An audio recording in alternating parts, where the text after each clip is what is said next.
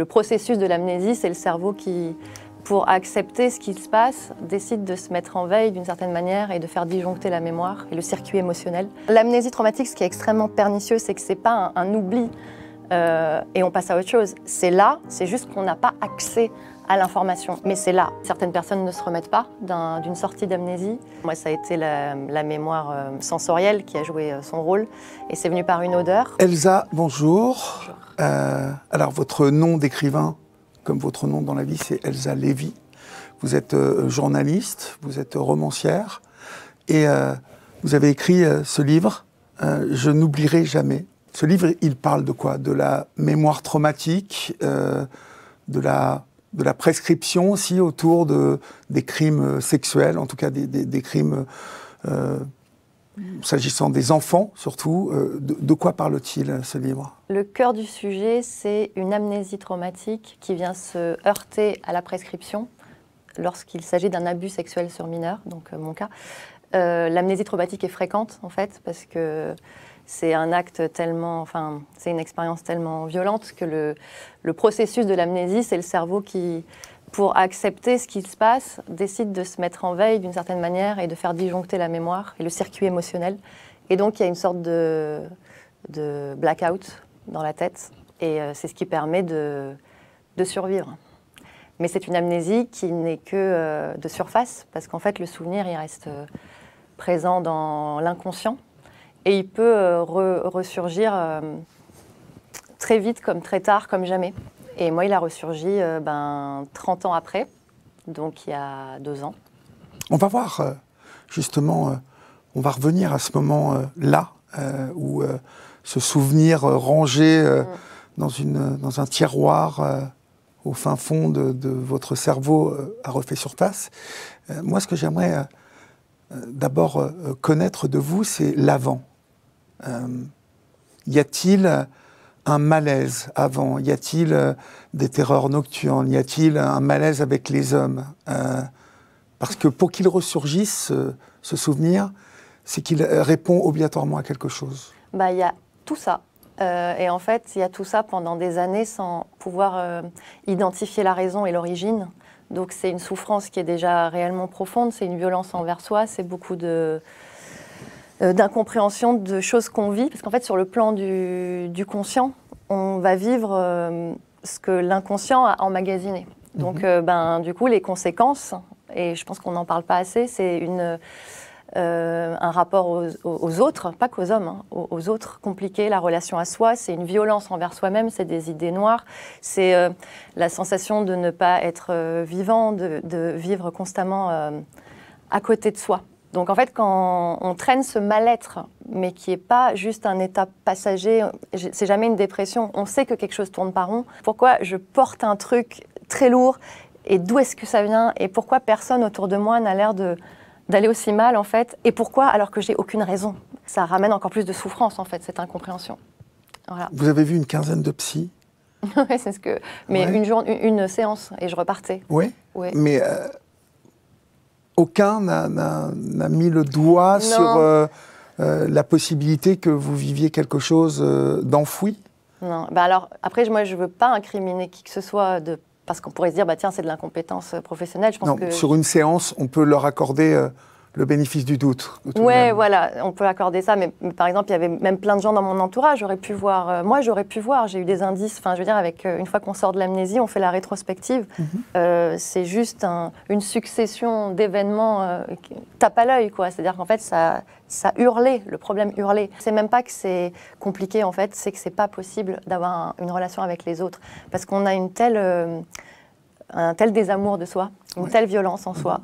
Un tel manque de confiance en l'autre que du coup, oui, moi je suis célibataire depuis... j'ai des histoires, mais enfin là, non, depuis qu'il m'est arrivé ça, je crois que j'ai vraiment besoin d'un moment off de tout.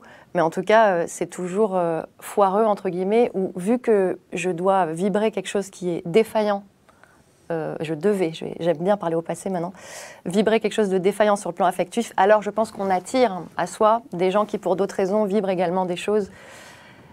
Et on se connecte comme ça avec des gens qui sont soit pas disponibles, soit pas terribles dans l'engagement ou ou dans les valeurs. Enfin, on se retrouve avec des gens qui ne sont pas pour nous, en fait. Et donc, ça vient faire résonner encore plus d'incompréhension, de se dire, mais qu'est-ce qui tourne pas rond chez moi pour qu'à chaque fois, je sois dans des choses qui...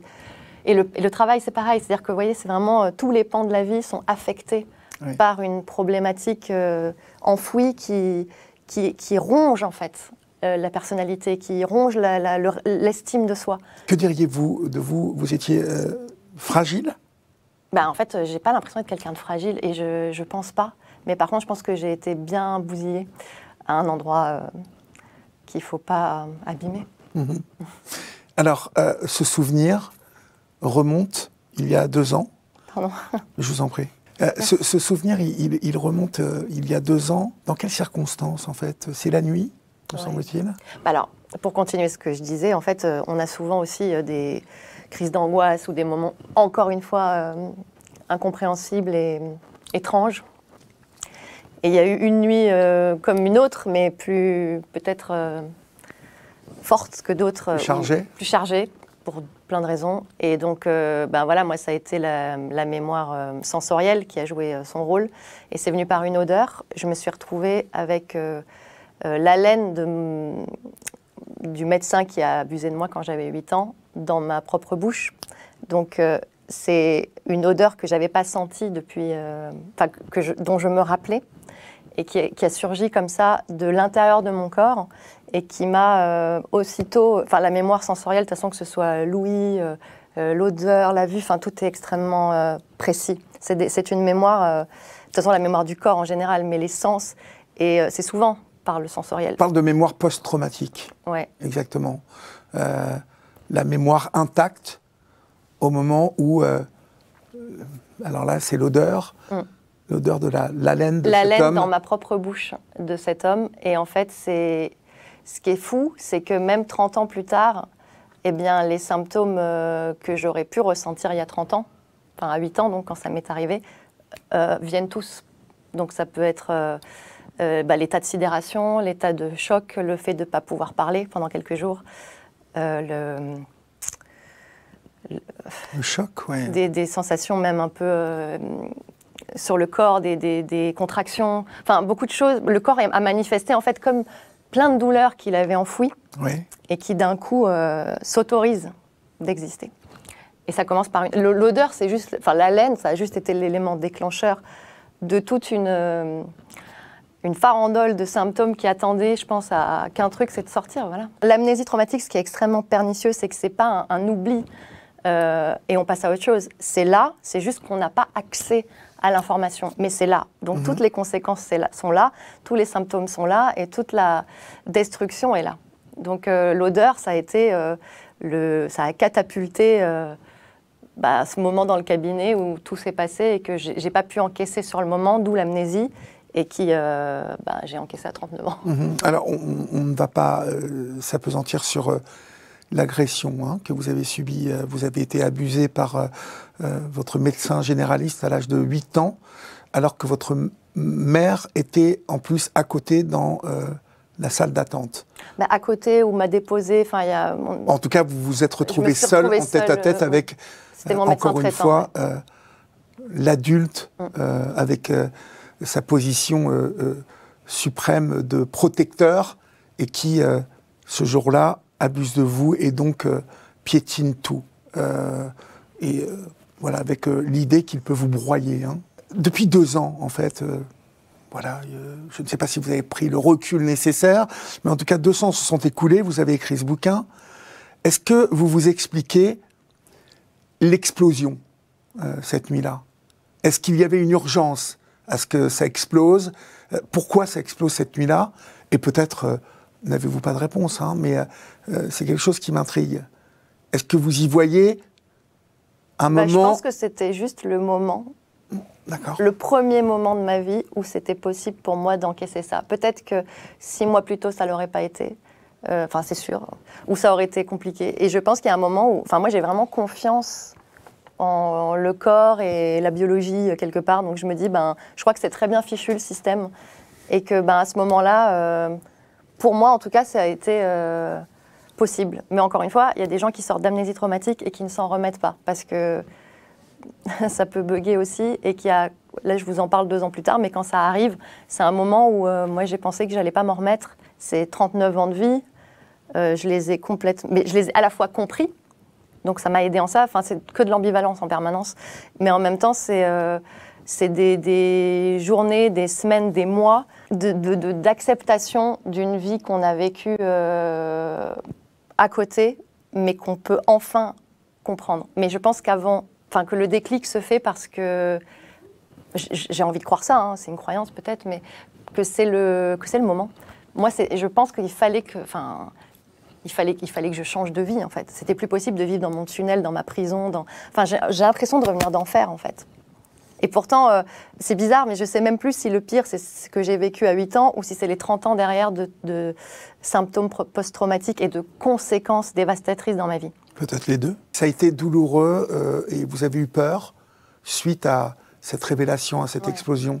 Est-ce qu'il y a eu une période où ça a été compliqué, où vous souffriez? Le premier mois, j'ai pensé ne pas m'en remettre. On en est là quand même. Parce que je ne savais pas vers qui me tourner. Je pense que quand on vit quelque chose comme ça, il n'y a pas une notice qui est écrite. Mais c'est sidérant, c'est de la paralysie, c'est un état... Enfin, quand je vous dis que j'ai cru que je n'allais pas m'en remettre, c'est comme si ça venait d'arriver, vraiment, en fait. Oui. Ça. En fait, c'est ça. C'est qu'on revit l'instant T. Et vraiment, c'est toutes les dimensions spatio-temporelles confondues. Donc, c'est compliqué de vivre à l'instant T avec T-1, T-30, T+40. Enfin, tout est... Et avec la même intensité. C'est-à-dire que ce que je vis à 8 ans, tout d'un coup, ça pénètre ma vie comme ça à 39, mais comme si c'était hier, alors que j'ai d'autres choses aussi. Donc en fait, ça fait une sorte de truc énorme comme ça. Et en plus, c'est l'idée d'accepter. Moi, il y a encore des moments où j'ai pas envie d'associer cet épisode de ma vie à mon identité, parce que je me suis construite pendant 30 ans en n'ayant aucun moment l'idée que j'avais vécu ça. Donc, ce qui est fou. Hein, c'est complètement fou. Et pouvoir l'associer à soi, vous voyez, aujourd'hui, vous parlez, mettre un nom, être comme ça, à se dire, il y a quelque chose de l'ordre de la honte dans tout ça, à la base. Moi, je travaille là-dessus maintenant, parce que j'essaie de comprendre. Je me dis, mais comment? Alors qu'il y a 2 ans encore, j'étais de l'autre côté du mur, moi. J'étais comme vous. Enfin, en plus, j'aurais jamais lu un livre comme ça. C'était des sujets tellement glauques que je les regardais même pas, parce que je me disais, mais je peux pas, en fait. Je vais tourner de l'œil, ça me mettrait mal à l'aise. Maintenant que je suis passée de l'autre côté, c'est pour ça que je suis là, je me dis, mais il faut que tout le monde entende le message. Mais pourquoi parler de honte? Voilà, parce qu'en fait, la honte, quand je vous dis qu'il y a encore 2 ans, n'importe quel enfant serait venu me voir en me disant, j'ai vécu ça, j'ai honte, je me serais dit, mais... ça n'a pas la tête, à quel moment tu peux avoir honte? J'arrive enfin, après 2 ans à décortiquer et autopsier cet épisode, à comprendre l'origine de la honte et de la culpabilité. Je crois, c'est mon analyse, elle n'est pas valable peut-être pour tout le monde, mais j'ai l'impression que ça se joue là, c'est qu'en fait, on subit quelque chose pour lequel on n'a rien fait. C'est-à-dire qu'il y a un état de sidération, un état de choc qui fait qu'on ne se défend pas. Donc on peut se dire que c'est un peu de notre faute. Je ne comprends pas comment se fait le processus, mais quand on vit ça, on est persuadé d'avoir une responsabilité quelque part et d'avoir participé. Enfin, c'est ce que même je mis dans le livre à un moment, parce que moi, je me rappelle que mon médecin, je le trouvais beau, à 8 ans. Mais il était sûrement beau. Et il était beau, ouais. Mais à 8 ans. C'est-à-dire que je peux voir aujourd'hui, à mon âge, à 41, qu'à 8 ans, si on trouve son instituteur beau... Oui, mais il peut ressembler au papa de la petite maison dans la prairie pour qu'on le trouve beau. Oui, exactement. Sauf que ça fait en soi, et ça je l'ai compris il n'y a pas si longtemps, une sorte de responsabilité de se dire « Ah, mais peut-être qu'en fait, comme je le trouvais beau, j'ai provoqué quelque chose, ou peut-être que en fait, inconsciemment, je l'ai peut-être séduit, ou j'ai cherché... » Comme une fille qui met une jupe et on va dire que c'est elle qui a provoqué son bourreau, en fait. Voilà. Sauf qu'enfant, on se dit qu'à aucun moment on peut provoquer quoi que ce soit, mais je pense quand même qu'on est construite, parce que c'est quand même assez patriarcal le problème, dans quelque chose où on a une responsabilité, même là-dedans, même enfant. Et la honte et la culpabilité, elle est là. Et ça, je commence à l'ôter de mon âme, parce que c'est vraiment un parasite qui rend la vie infernale. Il y a un autre combat que vous évoquez, c'est celui de la prescription, la loi française, que je juge débile. Je vous le dis, la prescription, pour moi, ne devrait pas exister. On peut pas accepter, parce que ça envoie un message d'une société qui dit « Ok, en fait, on tolère quelque part, parce que c'est prescriptible ».